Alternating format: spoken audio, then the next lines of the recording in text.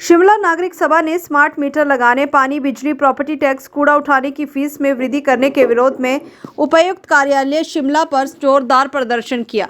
प्रदर्शन में संयोजक संजय चौहान, सह संयोजक विजेंद्र मेहरा, प्रेम गौतम, जगमोहन ठाकुर, समर हिल के पार्षद वीरेंद्र ठाकुर, बालक राम, डॉक्टर राजेंद्र चौहान, डॉक्टर विजय कौशल, कपिल शर्मा, अमित ठाकुर, रंजीव कुठियाला, विनोद बिरसांटा, अनिल ठाकुर, राम प्रकाश, दिनित देंटा, कमल, अखिल, संतोष, सन्नी सिक्टा, सरिता, उपेंद्र, दिलीप, शांति, बबलू, प्रवीण, ओम प्रकाश, सन्नी, दीपराम आदि शामिल रहे।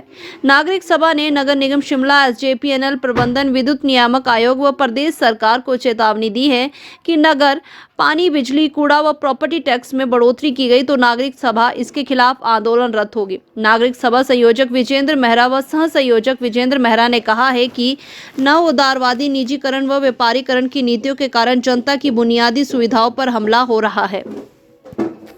में जो मुख्य मांगे हैं, यह आपने देखा है पिछले लंबे समय से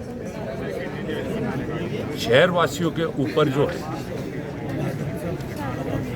पानी, बिजली, कूड़ा उठाने की फीस पे निरंतर वृद्धि जो है की जा रही है। और इस वर्ष भी आपने देखा कि 1 अप्रैल यानी आज से कूड़ा उठाने की फीस, पानी की दरों में, बिजली के दरों में और प्रॉपर्टी टैक्स में जो है वृद्धि की जा रही है। हमारा मानना ये है कि आज जो नीतियां देश के अंदर और प्रदेश के अंदर जो सरकार के द्वारा लागू की जा रही है, नगर निगम के द्वारा लागू की जा रही है, ये आम जनता के ऊपर जो है आर्थिक बोझ डालने का काम किया जा रहा है। और ये जो शहर के अंदर प्रॉपर्टी टैक्स बढ़ाने का निर्णय, ये जो हर साल गार्बेज फीस बढ़ाने का निर्णय, ये निर्णय जो है पिछली जब भाजपा की सरकार और नगर निगम शिमला में थी 2017 से लेकर 22 तक, उस समय ये निर्णय लिया गया था। और वर्तमान में जो नगर निगम है और सरकारें ये भी उसी निर्णय को करी। आपको मालूम है, शहरवासी जानते, 2017 में जब प्रदर्शन भी आज शिमला नागरिक सभा यहाँ पर कर रही है। निश्चित तौर से शिमला नागरिक सभा का ये मानना है कि विश्व बैंक की शर्तों की आड़ में और खर्चों की आड़ में जो हर वर्ष जिस तरीके से एक पैटर्न बना दिया है, मॉडल बना दिया है नगर निगम शिमला ने और शिमला जल प्रबंधन निगम लिमिटेड ने, कि हर साल 10% की वृद्धि जो है कूड़े और पानी की दरों में की जा रही है। इसी तरीके से प्रॉपर्टी टैक्स में 8% की वृद्धि की जा रही है। इसका कोई तुक नहीं बनता है, ये कोई तर्क संगत नहीं है, ये कोई लॉजिक थोड़ी हुआ कि हर साल जो है 1 अप्रैल को आप जो है 10% की वृद्धि कर देंगे। शिमला शहर के अंदर आप मूलभूत सुविधाएं दे नहीं पा रहे। नगर निगम और जो SJPNL है, जो उसने दावे किए आज तक, उनको वो पूरा नहीं कर पाए। 24 घंटे पानी देने की जो इनकी कहानी थी वो आज वैसी की वैसी अधूरी है। आप वार्डों के अंदर चले जाइए, आज भी कूड़ा हर जगह से नहीं उठता है, हर दिन नहीं उठता है, कई दिन नहीं उठता है।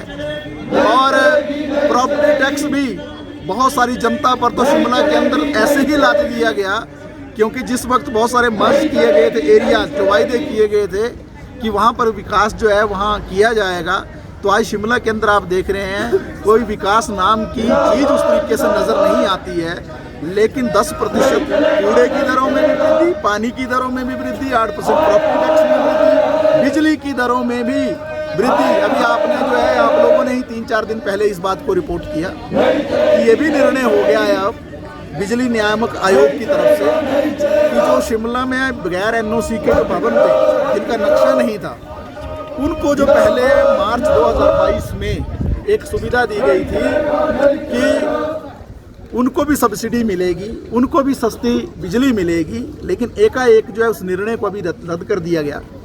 क्यों किया गया?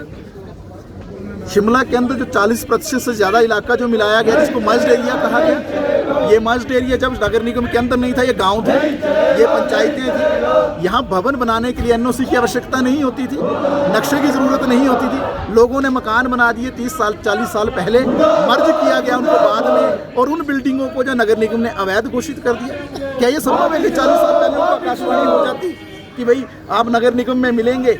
और अगर ऐसा कुछ करना था तो सरकार के पास उसका एक पूरा योजना होनी चाहिए थी NOC की और नक्शा पास करवाने की। लेकिन सारे का सारा ओनस जो है वो जनता पर डाल दिया जाता है। तो कुल मिलाकर शहर के अंदर जिस तरीके का हम देख रहे हैं कि एक बार SJPNL के नाम से कंपनी बना दी है जो निजीकरण की साजिश है, जो लूट कर रही है लगातार। हमारा सीधा मानना है कि SJPNL को भंग किया जाना चाहिए और पहले की भांति ही पानी की आपूर्ति जो है नगर निगम को करनी चाहिए। और हमारा ये भी मानना है कि जिस तरीके के तर्क ये दिए जाते हैं, आज से 7 साल पहले 2017 आप याद कीजिए 40 रुपया था कूड़े की दर, आज पहुँचते पहुँचते 130 हो गई, 4 गुना ज़्यादा बढ़ गई। ये कौन सा कूड़ा उठ रहा है?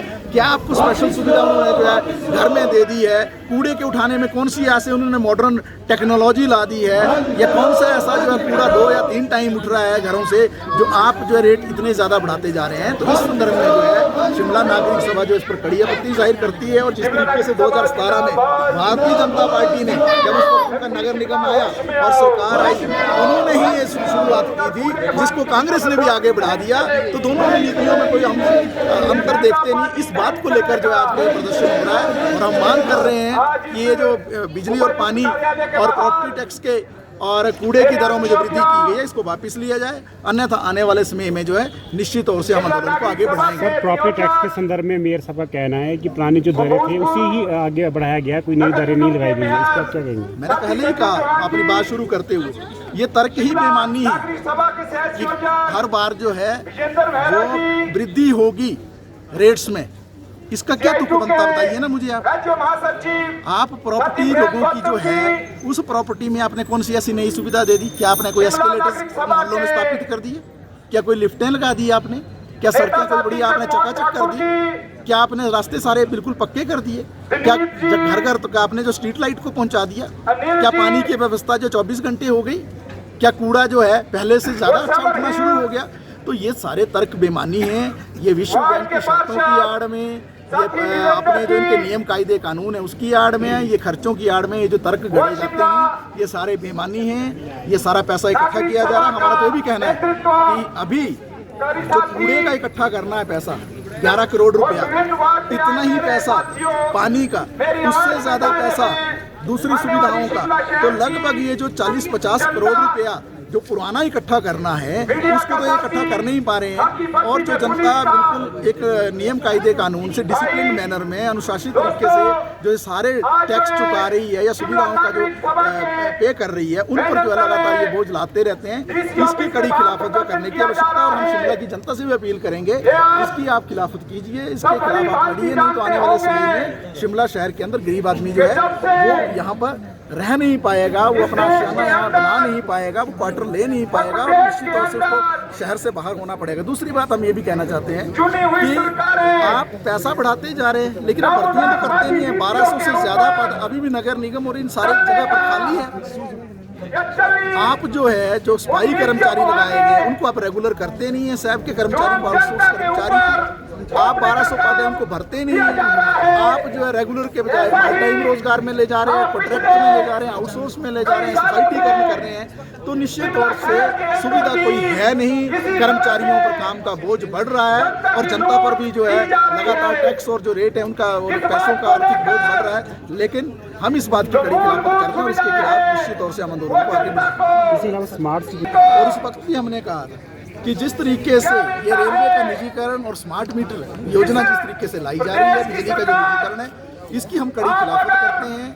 चंद रुपयों के लिए, चंद सैकड़ों रुपयों के लिए आप हिमाचल प्रदेश के अंदर एक ऐसी योजना को लाने जा रहे हैं जिससे निजीकरण होगा। आपको याद होगा इससे कुछ साल पहले दिल्ली में क्या हुआ था, पूरी की पूरी सरकार को ही पलट दिया गया था पानी और बिजली के मुद्दे पर। क्या था वहाँ, यही इसी तरीके का स्मार्ट मीटर जब लगाया जाएगा 10,000 रुपये और फिक्र हमेशा मेरे साथ रहता है।